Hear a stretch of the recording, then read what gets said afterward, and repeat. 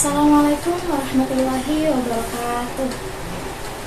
Hai semuanya, perkenalkan saya Nur Anika Prananti, mahasiswa dari Universitas Sunan Giri, Surabaya, Prodi Pendidikan Agama Islam dengan NIM 2022-0501-0031. Nah, hari ini saya akan menjelaskan tentang suatu ibadah sunnah yang sudah melekat dalam tradisi masyarakat kita, yaitu akikoh.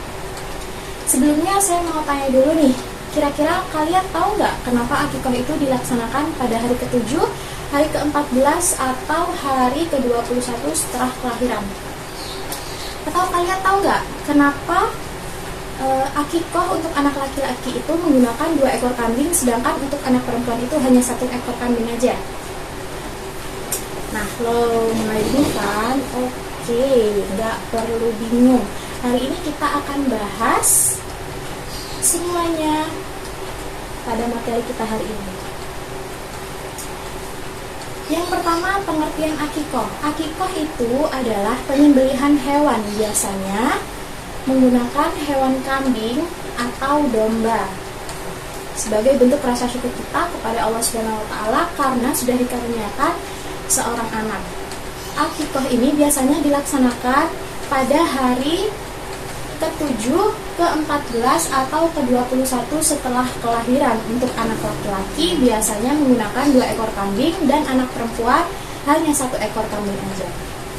Kenapa sih kok anak laki-laki 2 ekor kambing sedangkan anak perempuan cuma 1 aja? Menurut sebagian ulama, anak laki-laki itu kelak akan memikul tanggung jawab yang lebih besar, mulai dari tanggung jawab kepada keluarganya, kepada masyarakatnya, kemudian kepada lingkungan sekitar juga. Jadi otomatis bentuk rasa syukurnya itu juga harus lebih banyak, lebih besar. Oke, selanjutnya hukum akikoh itu gimana sih? Hukum akikoh itu sunnah muakkad ya teman-teman, artinya sangat dianjurkan. Tapi kalau nggak dilakukan, ya nggak dosa juga sih, cuman ya sayang aja karena akikoh ini juga merupakan sunnah Rasulullah SAW seperti yang udah disebutkan dalam hadis Nabi, yaitu setiap anak tergadai oleh akikahnya disembelihkan untuknya pada hari ke-7, dicukur rambutnya dan diberi nama yang baik. Hadis riwayat Abu Daud dan Tirmizi. Nah, hadis ini juga mendasari tentang kenapa akikoh itu dilaksanakan pada hari ke-7. Seperti sudah disebutkan, yaitu disembelihkan untuknya pada hari ke-7. Tapi kalau belum siap dan belum mampu, bisa dilaksanakan pada hari kelipatannya, yaitu ke-14 dan ke-21, begitu juga seterusnya. Tujuan akikoh. Nah, akikoh ini bukan hanya sekedar tradisi ya teman-teman. Jadi dalam ibadah akikoh ini juga terdapat tujuan yang dalam banget maknanya. Di sini akan saya sebutin satu persatu. Yang pertama, mendekatkan diri kepada Allah Subhanahu wa taala. Yang kedua, menjalankan sunnah Rasulullah SAW. Yang ketiga, mendoakan anak dan memberikan nama yang baik. Yang keempat, menjalin silaturahmi dengan para tetangga, saudara, keluarga. Dan yang kelima, ini sih yang paling keren. Jadi tujuan akikoh ini adalah sebagai penebus anak dan juga bisa menjadi sebab orang tua mendapat syafaat di akhirat kelak. Oke.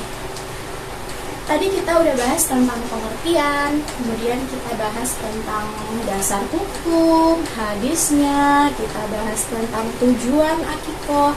Kita masuk ke pembahasan terakhir, yaitu manfaat akikoh. Manfaat akikoh itu ada banyak banget ya teman-teman. Di sini akan saya jelaskan secara rinci. Oke, dari sisi spiritual, akikoh ini mendekatkan diri kita kepada Allah Subhanahu wa taala. Seperti yang sudah dijelaskan tadi, akikoh ini adalah bentuk syukur kita kepada Allah Subhanahu wa taala karena sudah dikaruniakan seorang anak. Di sisi lain, akikoh ini juga merupakan sunnah Rasulullah SAW. Jadi ketika kita melaksanakan akikoh, artinya kita juga sudah melaksanakan sunnah Rasulullah SAW. Kemudian yang kedua, manfaat sosial. Daging akikoh ini biasanya kan dibagi-bagi ya ke orang-orang. Nah, di situ letak sisi sosialnya.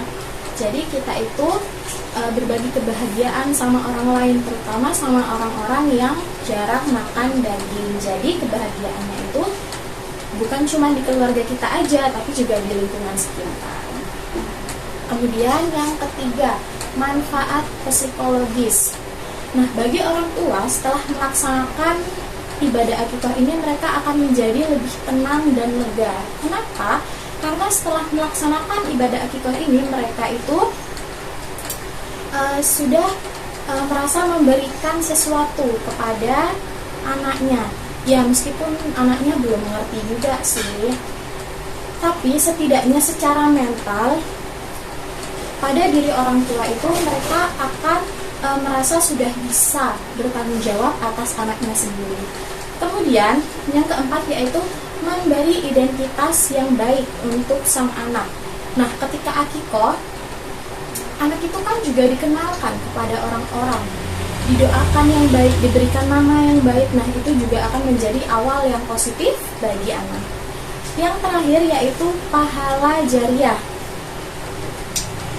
Nah, meskipun acara akikah ini cuma 1 hari, tapi pahalanya itu yang akan mengalir sampai selamanya. Jadi, ibaratnya akikah ini menjadi investasi pahala jangka panjang untuk orang tuanya. Oke, mungkin segitu saja yang bisa saya sampaikan pada hari ini tentang materi akikah. Kalau ada yang mau ditanyain, ada yang mau sharing, atau ada yang punya pendapat lain, boleh ya kita diskusi bareng aja. Terima kasih sudah menyimak sampai akhir. Wassalamualaikum warahmatullahi wabarakatuh.